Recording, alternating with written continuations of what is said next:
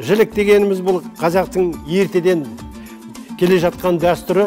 Соғым кезінде әр қазақ соғым соймайтын қазақ жоқ шығар деймін айтсам.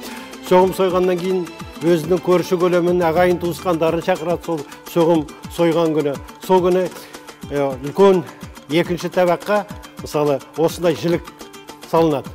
Сол жілікті бір жас жігітке береді. Сол жас жігіт оны оңдап тұрып тазалайды. Содан кейін жігіттер, ұрам деген жігіттер барлығы отыра қалып тұрып, осы жілікті ұра бастайды. Оның әртүрлі тәсілдері бар. Кейбіреулеріне 2 рет дағдып, 3-шісінде ұрады, не болмаса біріншісінде ұрады. Кей кезде осы соңғы кездерде жастарымыз енді қазір мықты ғой. Барлығы жалаңаш қол, қолды орамалды орамайды. Жай қолмен де сындырып жүрген мықты жігіттер бар ғой. Сондықтан бұның енді қазіргі жіліктің несін ұрып көрейік, қалай болады екен.